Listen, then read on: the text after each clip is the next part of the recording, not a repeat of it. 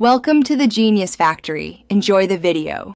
In this video, I will explain how to play eFootball on your PC without a controller. Many players find keyboard controls intuitive once configured. First, you will need to access the game settings. Close the game, then go to the eFootball section in Steam. Click the gear icon, select Manage, and then Browse Local Files. Double-click the Settings icon to open the configuration menu. Mastering basic offensive actions is crucial for scoring. For player movement, you'll typically use the arrow keys or WASD. To pass the ball, press X. If you want to send a through ball to a teammate, use W. When you're ready to shoot, press A, and for crosses into the box, the D key is your go-to.